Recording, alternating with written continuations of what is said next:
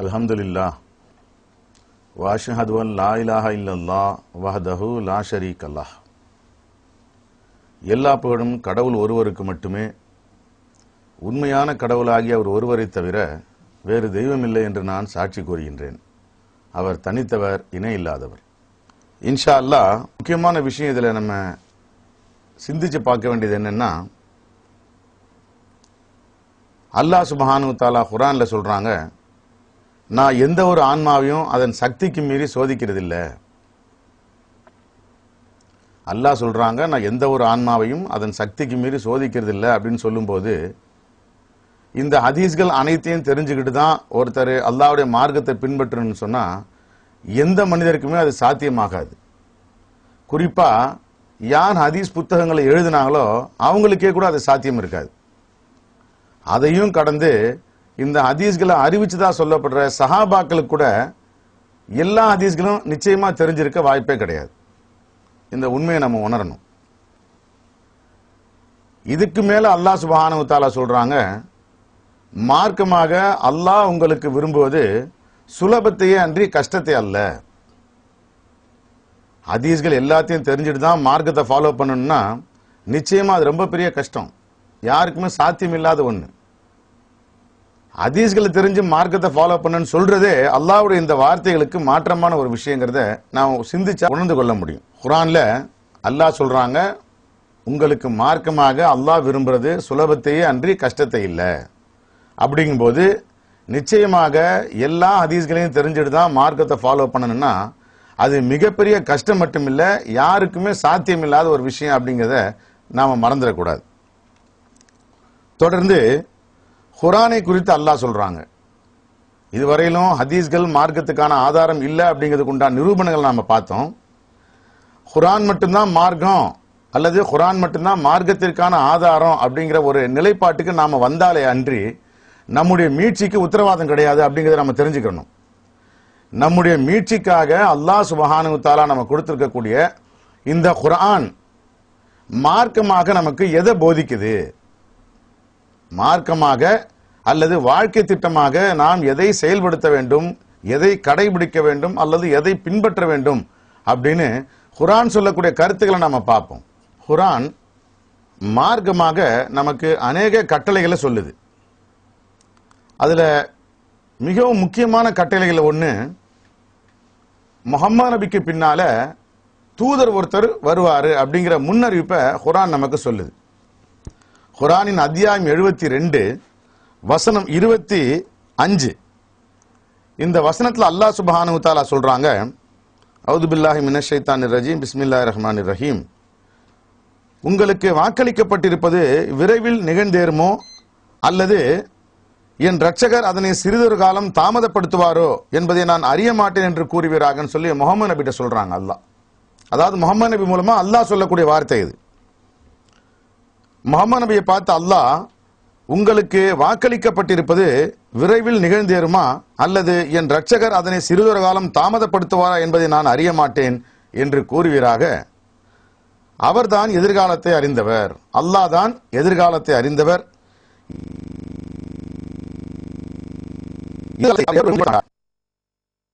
அடுத்த 27வது வசனத்துல தான் தேர்ந்தெடுக்கின்ற ஒரு தூதருக்கு மட்டுமே, தான் தேர்ந்தெடுக்கின்ற ஒரு தூதருக்கு மட்டுமே கடந்த காலம் மற்றும் எதிர்காலத்தில் இருந்து முக்கியமான செய்திகளை அவர் வெளிப்படுத்துவார் சொல்லி அல்லாஹ் சுப்ஹானஹு வ தஆலா இந்த வசனம் மூலமாக சொல்றாங்க.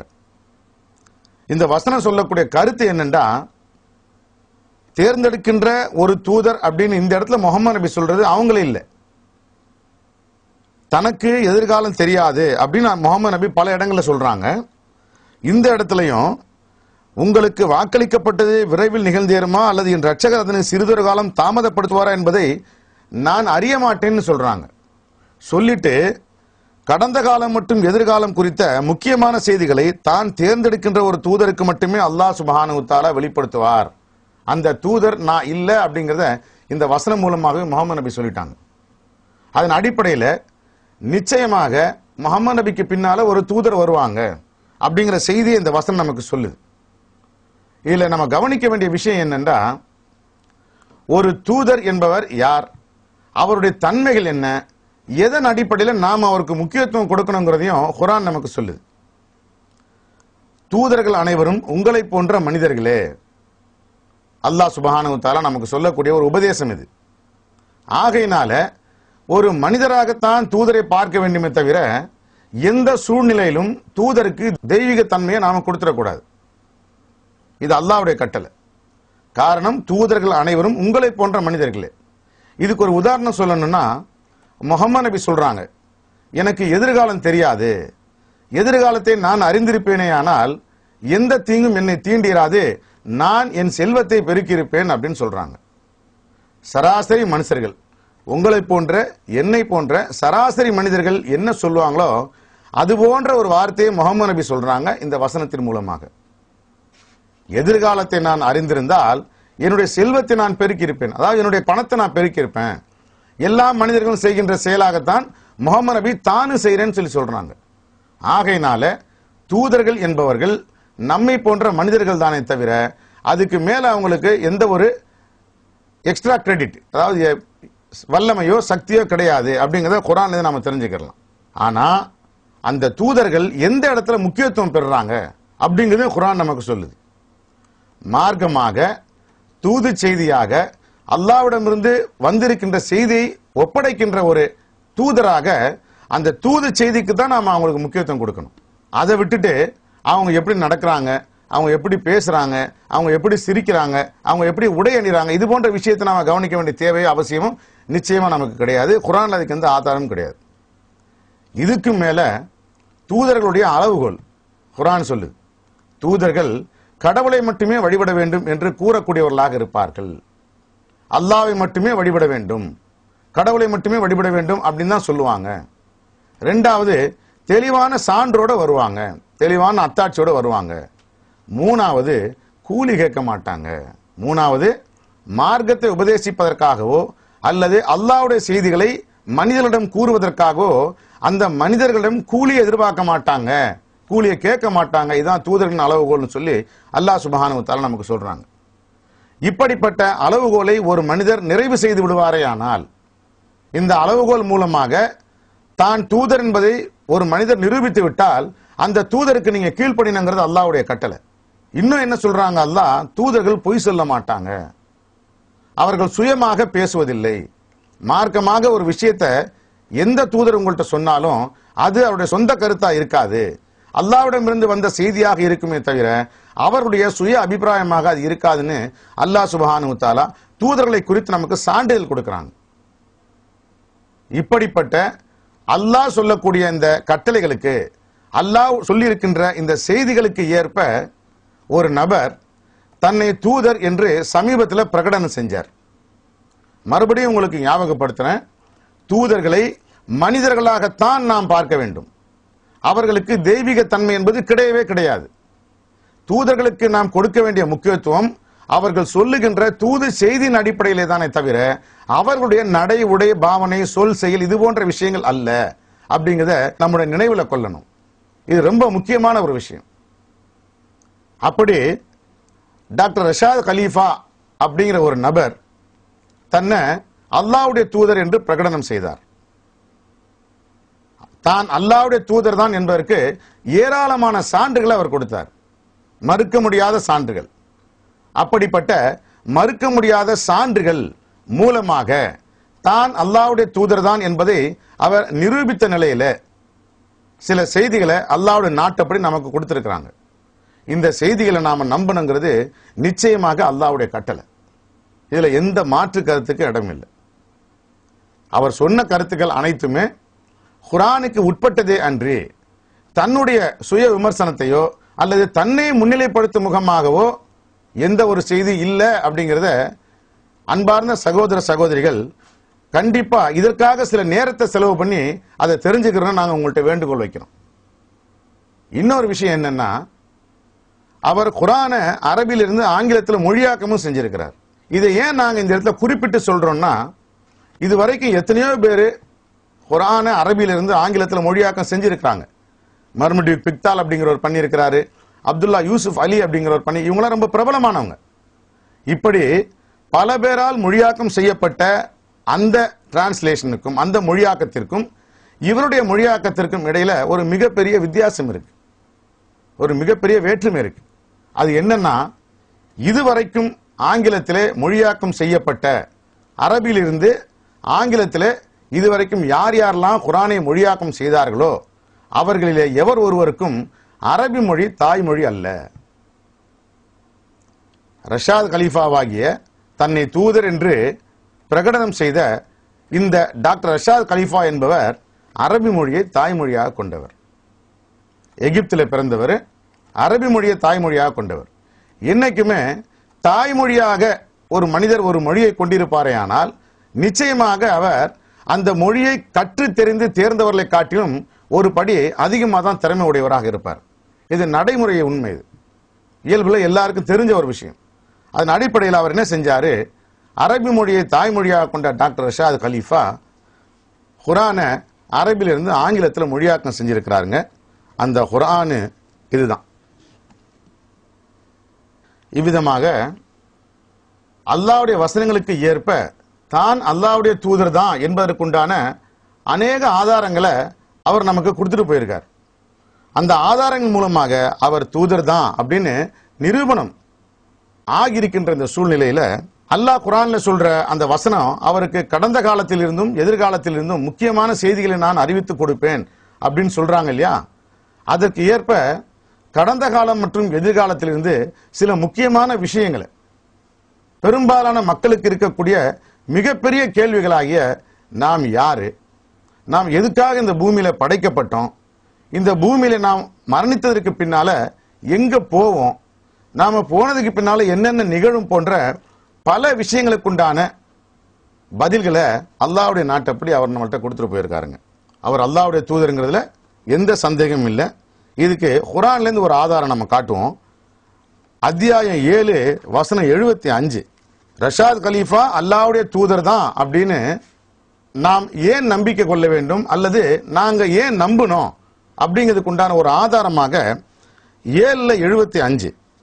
இந்த 7:75 என்ன சொல்லுதுன்னா, சாலியுடைய சமூகத்தை குறித்து அல்லாஹ் சுப்ஹானஹு வ தஆலா குர்ஆன்ல சொல்றாங்க. இந்த வசனத்தின் மூலமா நமக்கு சாலின்னு ஒரு தூதர் இருந்தாரு, அவர் வாழ்ந்த காலத்துல மக்கள் அவரை தூதர்னு நம்பினாங்க. அப்படி அவரை தூதர்னு ஏத்துக்கிட்ட மக்களிடம், நம்பிக்கை கொண்ட அந்த பொது மக்களிடம் அவருடைய சமூகத்தாரில் இருந்த ஆணவம் கொண்ட தலைவர்கள், அன்னைக்கு ஆணவம் கொண்ட தலைவர்கள், எப்படி இன்னைக்கு இருக்கக்கூடிய உலமாக்கள், இன்னைக்கு இருக்கக்கூடிய மார்க்க அறிஞர்கள் அல்லது இன்றைக்கு இருக்கக்கூடிய ஆலிம்கள் கேள்வி கேட்கிறாங்களோ இதே மாதிரியான கேள்வியை அன்னைக்கு சாலி வாழ்ந்த காலத்துல வாழ்ந்த மக்களிடத்துல அன்றைக்கு இருந்த தலைவர்கள் கேட்டதாக அல்லாஹ் சுப்ஹானஹு வ தஆலா சொல்றாங்க. அவங்க என்ன கேட்கிறாங்க, நம்பிக்கை கொண்ட பொதுமக்களிடம் அவருடைய சமூகத்தாரில் இருந்த ஆணவம் கொண்ட தலைவர்கள் சாலி அவருடைய இரட்சகரால் அனுப்பப்பட்டவர் தான் என்பதை நீங்கள் எப்படி அறிந்து கொண்டீர்கள்? சாலி அல்லாஹ்வால் அனுப்பப்பட்டவர் தான் அப்படிங்கிறது நீங்க எப்படிங்க தெரிஞ்சுக்கிட்டீங்க? இவர் அல்லாஹ்வுடைய தூதர் தான் அப்படின்னு நீங்க எப்படி தெரிஞ்சுக்கிட்டீங்க அப்படின்னு கேட்கிறாங்க. அதுக்கு அந்த மக்கள் பதில் சொல்றாங்க, அவர் எங்களுக்கு கொண்டு வந்த செய்திதான் எங்களை நம்பிக்கையாளர்களாக ஆக்கியது என்று கூறினார்கள். அவர் கொண்டு வந்த செய்தி இவர் அல்லாஹ்வுடைய தூதர் தான் என்று எங்களை நம்பும்படி செய்தது அப்படின்னு சொல்றாங்க. அதே நிலை தான் இன்றைக்கு எங்களுக்கும். டாக்டர் ரஷாத் கலீஃபா அல்லாஹ்வுடைய தூதர் அப்படின்னு நாங்க ஏத்துக்கிட்டதுக்கான காரணமே அவர் கொண்டு வந்த செய்தி தான்.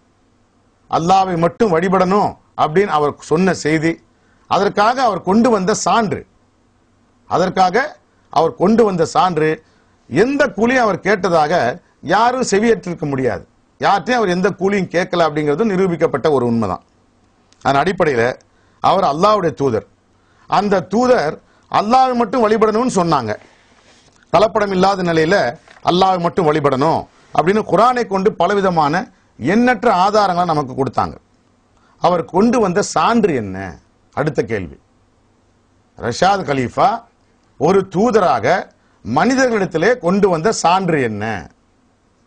தான் கொண்டு வந்த சான்றாக டாக்டர் ரஷாத் கலீஃபா நம்மிடத்திலே கூறுவது 19 என்கின்ற கணித அற்புதம். 19 என்கின்ற அந்த எண்ணை குறித்த ஒரு செய்தியை நம்மள்ட்ட அவர் சொல்றார்.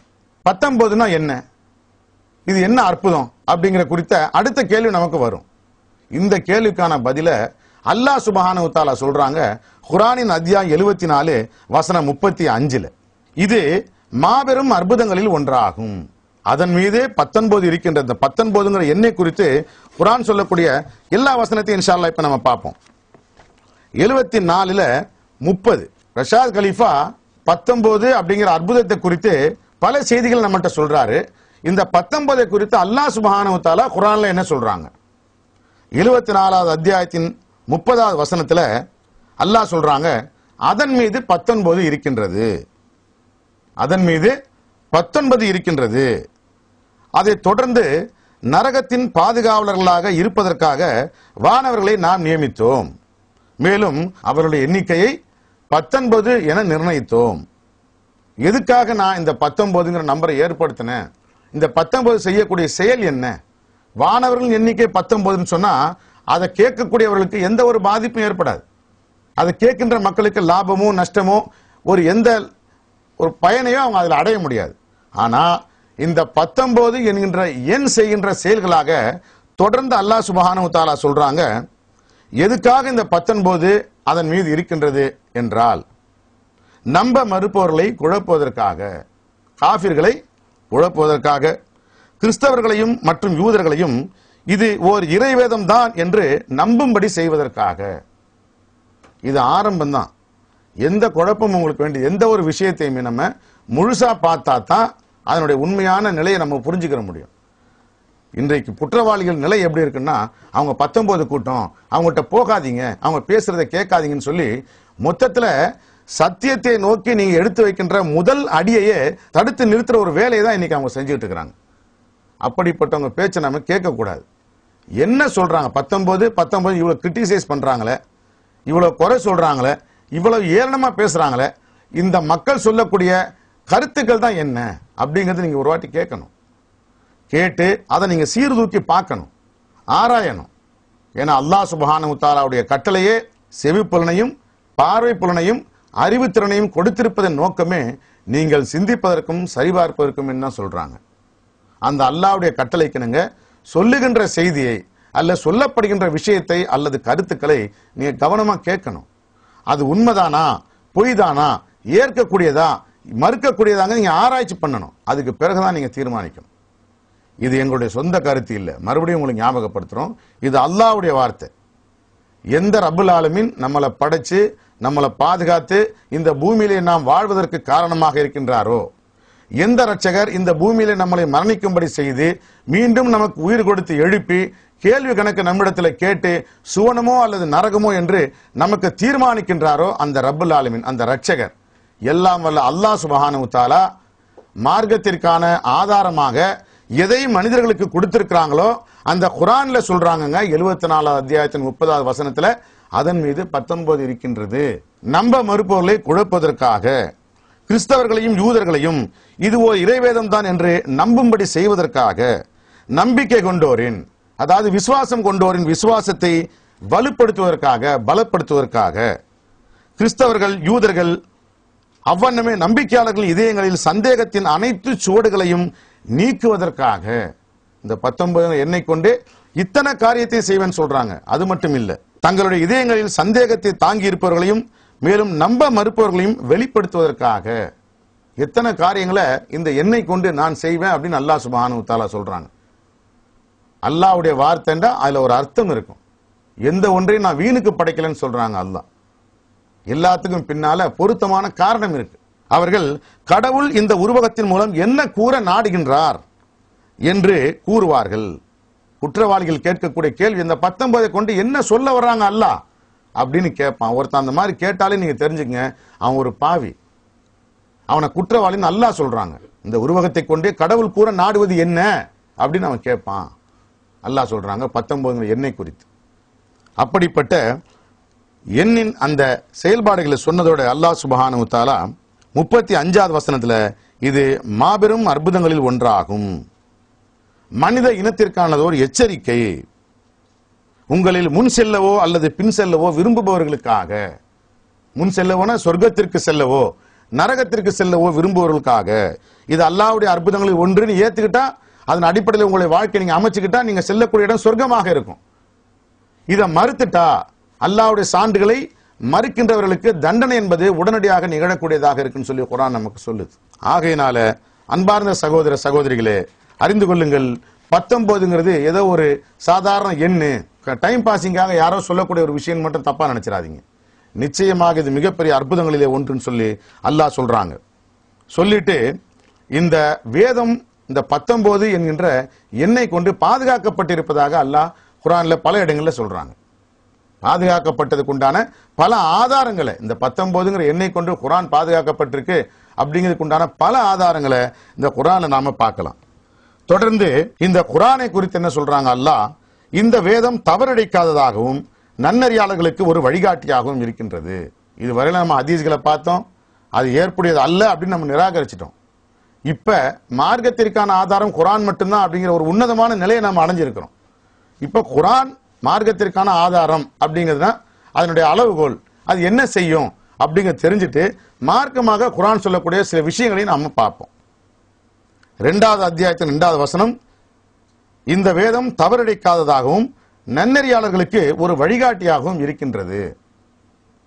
16வது அத்தியாயத்தின் 102வது வசனம், நம்பிக்கை கொண்டோரை மறு உறுதிப்படுத்துவதற்காகவும் மேலும் அடிபணிந்தோருக்கு, அதாவது முஸ்லிம்களுக்கு ஒரு வழிகாட்டியையும் மேலும் நற்செய்தியும் வழங்குவதற்காகவும் உம்முடைய இரட்சகரிடமிருந்து சத்தியத்துடன் பரிசுத்த ஆவி இதனை கீழே கொண்டு வந்தார் என்று கூறுவீராக.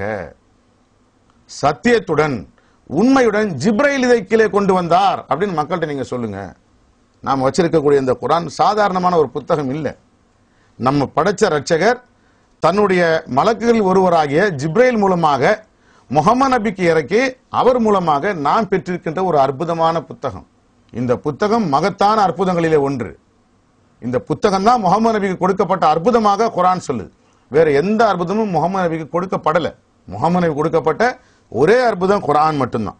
27:1 அல்லாஹ் சொல்றாங்க, ஆழ்ந்ததொரு வேதம், அறிவுபூர்வமான வேதம், நம்பிக்கையாளர்களுக்கு ஒரு வழிகாட்டி மற்றும் நற்செய்தின்னு சொல்லி 27:2 அல்லாஹ் சுப்ஹானஹு வ தஆலா சொல்றாங்க. நம்பிக்கை கொண்ட மக்களுக்கு நற்செய்தி. இந்த குர்ஆன் ஓதப்பட்டால் நீங்கள் செவிதாழ்த்தி கேளுங்கள், அருள் செய்யப்படுவீர்கள் அல்லாஹ் சுப்ஹானஹு வ தஆலா சொல்றாங்க. இந்த மாதிரி ஒரு பாக்கியம், இந்த மாதிரி ஒரு சிறப்பு வேறு எந்த புத்தகத்துக்குமே கிடையாது. ஓதப்படும் போது செவிதாழ்த்தி கேட்பவர்கள் அருள்வாளிக்கப்படுவார்கள் அப்படின்னு அல்லாஹ் சுப்ஹானஹு வ தஆலா சொல்றாங்க. 38:49 அல்லாஹ் சொல்றாங்க, இது ஒரு நினைவூட்டல் ஆகும். நினைவூட்டல்னா திரும்ப திரும்ப திரும்ப திரும்ப மக்களிடத்தில் எடுத்து சொல்லப்பட வேண்டிய ஒரு விஷயமாகும் அர்த்தம். நினைவூட்டல் சொன்னா மறக்கக்கூடிய மனிதர்கள் மறதியாளர்கள் திரும்ப திரும்ப மீண்டும் மீண்டும் அவர்களுக்கு இதை நினைவூட்ட வேண்டும். இது ஒரு நினைவூட்டல், மனிதர்களுக்கு நினைவூட்டுகின்ற காரியத்தை செய்கின்ற ஒரு புத்தகமாக இது இருக்கின்றது, நினைவூட்டலாகும். 21:50 நாம் இறக்கி அனுப்பிய அருள்பாலிக்கப்பட்ட ஒரு நினைவூட்டலாகும் சொல்லி அல்லாஹ் சுப்ஹானஹு வ தஆலா குர்ஆன் சொல்றாங்க. அருள்பாலிக்கப்பட்ட ஒரு நினைவூட்டலாகும். இதனையா நீங்கள் மறுக்கின்றீர்கள்? இதை மறுக்கிற மக்களை பார்த்து அல்லாஹ் கேட்கிற கேள்வி, இப்படிப்பட்ட ஒரு புத்தகத்தையா நீங்க மறுக்கிறீங்க?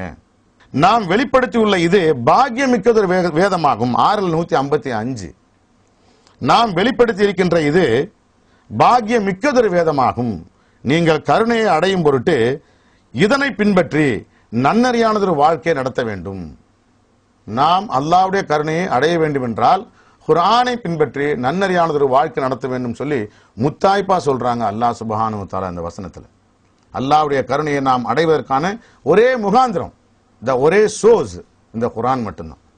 இந்த குர்ஆனை கொண்டுதான் நாம் அல்லாஹ்வுடைய அருளை நாம் அடைய முடியும். இந்த குர்ஆனை கொண்டுதான் அல்லாஹ்வுடைய கருணையை நாம் அடைய முடியும். ஏன்னா அல்லாஹ்வுடைய வார்த்தை சொல்லு, அல்லாஹ் சொல்றாங்க, நீங்கள் கருணையை அடையும் பொருட்டு இந்த குர்ஆனை பின்பற்றி நன்னறியானதொரு வாழ்வு நடத்த வேண்டும். மகிமை மிக்க இந்த குர்ஆன் 50:1 உண்மையில் இது மகத்தானதொரு குர்ஆன் ஆகும். 85:21 இது கண்ணியமானதொரு குர்ஆன் ஆகும். 56:77 பாதுகாக்கப்பட்டதொரு புத்தகத்திலே இது இருக்கின்றது. 56:78 இப்படி தன்னுடைய வேதத்தை குறித்து அல்லாஹ் சுப்ஹானஹு வ தஆலா ஏகப்பட்ட வசனங்கள் மூலமாக தன்னுடைய வேதத்தின் மகிமையை நமக்கு சுட்டி காட்டுறாங்க. தன்னுடைய வேதத்தின் the value of the Quran அல்லாஹ் சுப்ஹானஹு வ தஆலா நமக்கு நாம புரிஞ்சுக்கிறதுக்காக திரும்ப திரும்ப நமக்கு சொல்லி காட்டுறாங்க. அடுத்து 80:11 உண்மையில் இது ஒரு நினைவூட்டலாகும், விரும்புகின்ற எவரும் கவனத்தில் எடுத்துக்கொள்ள வேண்டும். 80:12 இன்னொரு விஷயம் இந்த இடத்துல நம்ம சொல்லணும். அல்லாஹ்வுடைய மார்க்கம் அடிப்படையில் சொல்லக்கூடிய ஒரு விஷயம் என்னன்னா, மார்க்கத்தில் நிர்பந்தம் என்பது இருக்கக்கூடாது. நம்ம யாரையும் போய் இந்த மார்க்கத்தை தான் நீங்க ஃபாலோ பண்ணுங்கன்னு சொல்லி யாரையும் நிர்பந்திக்க கூடாது, வலுக்கட்டாயமா சொல்லக்கூடாது. அப்படி சொன்னா நம்ம அல்லாஹ்வுடைய வார்த்தையை மீறிட்டோம்னு அர்த்தம். கடவுளுடைய வார்த்தைக்கு கீழ்ப்படியாதவர்களாக நாம் ஆகிவிடுவோம். அப்படி யார்ட்டையா நம்ம போய் சொன்னோம்னா, மார்க்கத்துல நிர்பந்தமே கிடையாது. விரும்புவோர் ஏற்கட்டும், விரும்புவோர் நிராகரிக்கட்டும்னு அல்லாஹ் சொல்றாங்க. இந்த வசனம் நமக்கு அதைத்தான் சொல்லு. விரும்புகின்ற எவரும் கவனத்தில் எடுத்துக்கொள்ள வேண்டும். உண்மையில் இது மகத்தானது ஒரு குர்ஆன் ஆகும் சொல்லி 85:21 இன்னும் குர்ஆனை பற்றி ஏராளமா அல்லாஹ் சுப்ஹானஹு வ தஆலா சொல்றாங்க. இப்படிப்பட்ட குர்ஆன்ல தான் அல்லாஹ் சுப்ஹானஹு வ தஆலா முஹம்மது நபிக்கு பின்னால ஒரு தூதர் வருவாரு, நான் குர்ஆனை தான் ஃபாலோ பண்றேன், Quran alone is my source of religion அப்படின்னு நான் ஏத்துக்கிறேன், ஆனா குர்ஆன் என்ன சொல்லுதோ அதை நான் ஏத்துக்க மாட்டேன்னு சொன்னா அப்படி சொல்லக்கூடியவர் குர்ஆனை பின்பற்றியவராக ஆக முடியாது. குர்ஆன் மட்டும் மார்க்கத்திற்கான ஆதாரம் அப்படின்னு நம்ம ஏத்துக்கிட்டா அந்த குர்ஆன் என்ன சொல்லுதோ அதை அப்படியே நாம ஏத்துக்கிறோம், அதை அப்படியே நாம பின்பற்றணும். இதுதான் குர்ஆனை பின்பற்றுவதற்கான அளவுகோல். வாயால சொல்லிட்டு நம்முடைய செயல் அதுக்கு மாற்றமா இருக்குமே ஆனால் நிச்சயமாக அதற்கான பதிலை சொல்ல வேண்டிய ஒரு சூழ்நிலைக்கு நாம ஆளாயிரும். இதை நம்ம மறந்துடக்கூடாது.